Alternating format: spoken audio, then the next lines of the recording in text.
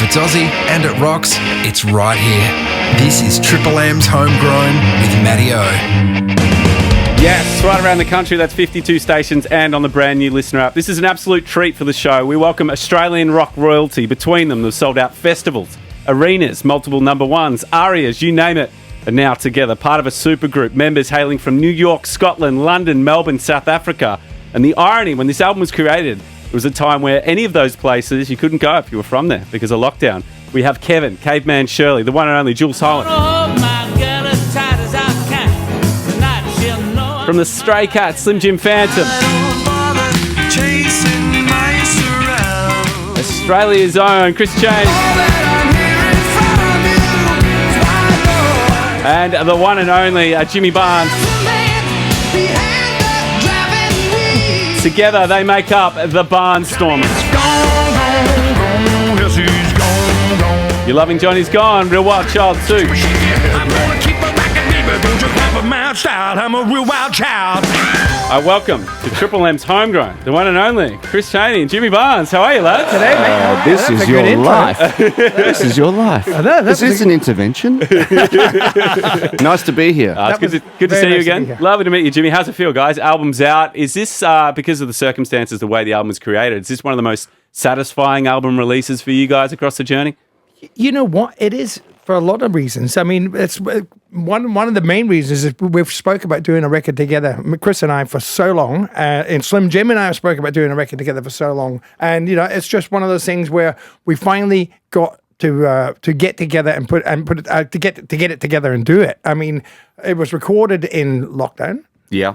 So it was an uncharted territory for us. You know, you think making a rockabilly record, you want to be locked in a garage somewhere with a slab of beer, but somehow we managed to lock ourselves away with a slab of beer and record, and record this record on like 4 continents. So it was really incredible. It was. I mean, I think Kevin rang me and said, "I've just been talking to Jimmy. He says you guys have been wanting to make this record for a long time. Ah, yeah, we're going to get around to it one day." He said, "Well, I think one day's arrived. It's arrived. Let's do a song. Let's do a song." Well, and see how it comes out, which is what we did. Well, put the drums down, the guitar down, the bass down, then Jimmy sang on it. We got the track back and went, holy crap, this is good. Let's do another song. And it was sort of like it was that surprise factor. Literally, some of the recordings, like depending on who started it, sometimes Chris would start a song, he'd play a guitar, send it to Slim Jim, he'd put some drums, his mate Thomas would put bass on, send it to Jules in England. Nice. But by the time it got to me, I go, this just sounds like a rock and roll band. What's going on here? I'd sing, and then we'd all hear it back mixed, and it'd just be, holy crap, it's really good. And so it's turned out, for a record that we waited to do for so long, it's so rewarding because when I put it on, I go, this is the record we wanted to make. You know, it's really awesome. And I think Chris and I we're walking down the hallowed halls here, and we're saying, you know, there's not enough of this music played around, particularly on radio now. So it's really good to be in here with you playing some of it. Yeah, absolutely. We're loving all of it. When was the first time you were all in the room, we haven't been in the room yet. We haven't right now. Right now. That's the first time I met Chris. No, Chris and I have been mates for a long time, but we haven't been in a room. But like literally, we've been talking on phones, on Zooms, on email, on sending tracks, saying help, can you make this sound good? You know? And literally, we have not been in a room yet, which is unheard of. It's crazy for a record of this type. Yeah. And it's one of the joys of it because it's just been one of those things that it worked out so well that we're all pleasantly surprised, and a bit shocked because you don't know until you actually get it all, until it's all finished, that what it's going to sound like. And it's for me, I put it on and it brings a smile on my face every time. Of course. How has this changed like the creative process for you guys as well? I mean, like the sky's the limit now, right? It's just opened up. Maybe the worst thing we could do is get in a room together.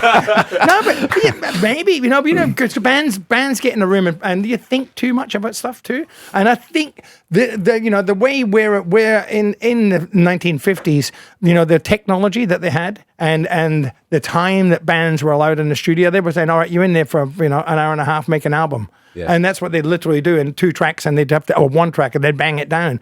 I think the isolation made us, sort of brought us back down to that square where we didn't have time to think about it. We couldn't sort of procrastinate. We couldn't sort of bounce ideas off each other. We had to do the best we had at the time. Do it right now. Do the best thing. What's the best thing you got? Play it. Yeah. And that sort of what came out in the record. And I think that energy is really, it's quite on the edge. We feel like we're sort of flying by the seat of our pants. Yeah. Well, Kevin was good like that, wasn't he? He just said that just keep the edge. Don't make it perfect. This music's not supposed to be perfect because it's the imperfections that make it what it is. So I was like, oh yeah, but I wouldn't mind doing one more pass. That's a guitar player thing. And you know what? I would send him a couple of guitar parts, and he'd do what he want with them anyway. So but and saying that, like the other day we were, we're doing a bit of promo on all our socials, and Chris, as I said, I'll just do this little demo thing, teach the punters how to do the solo. And he said, here's one of the solos from the album. What solo was it?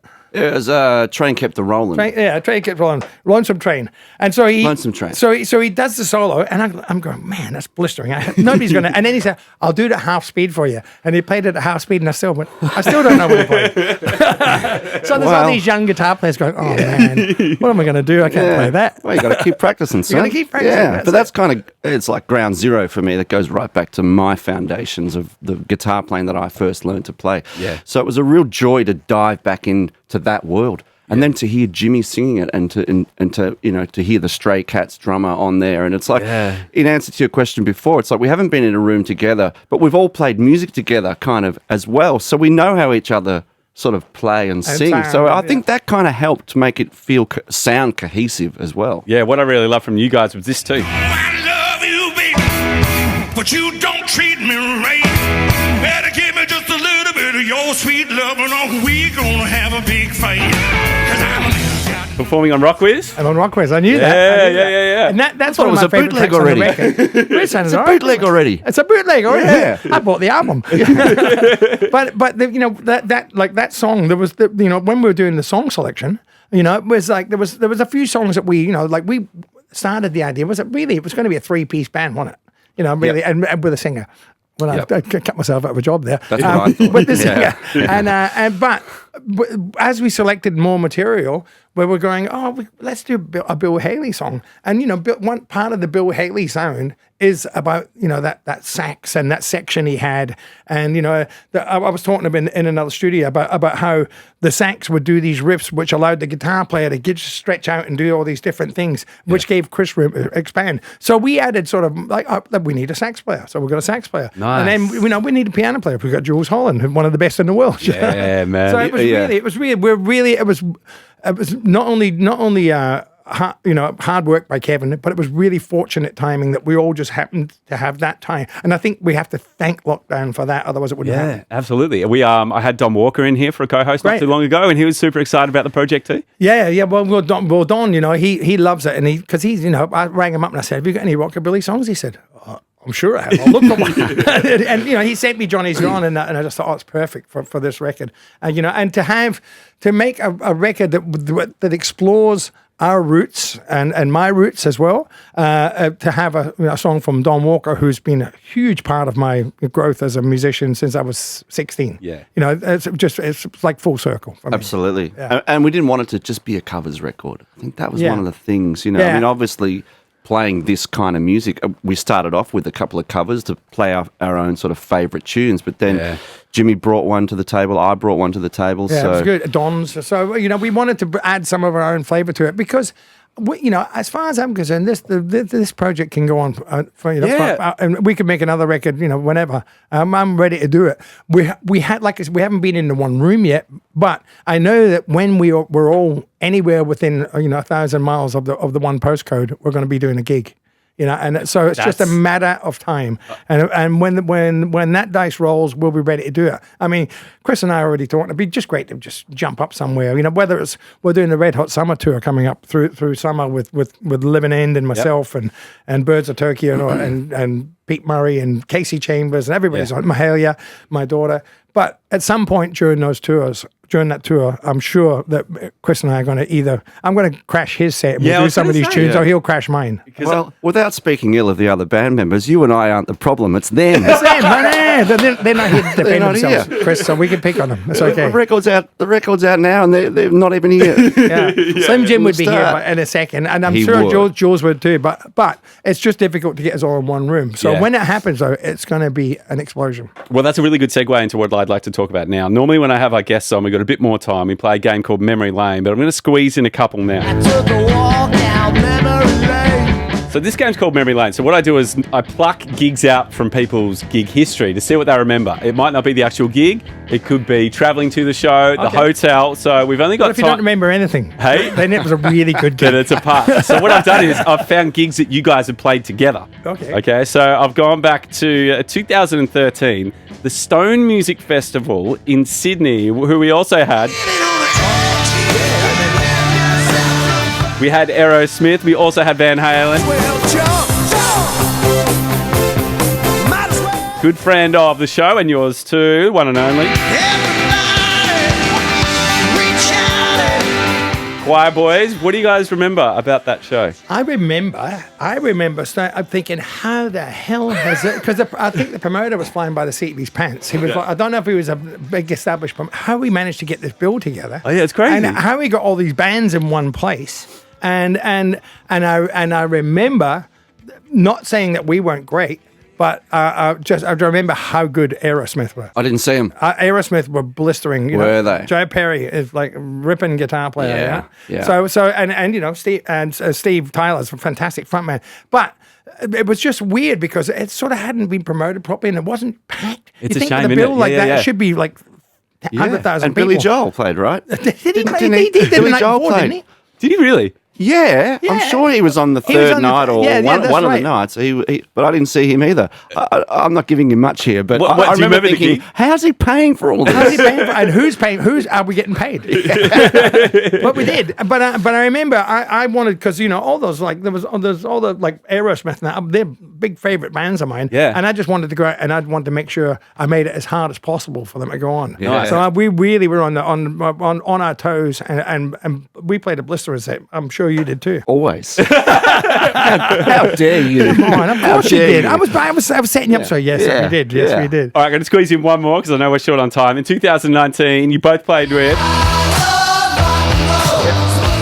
On the Red Hot Summer Tour, we had Joan Jett, of course, the one and only.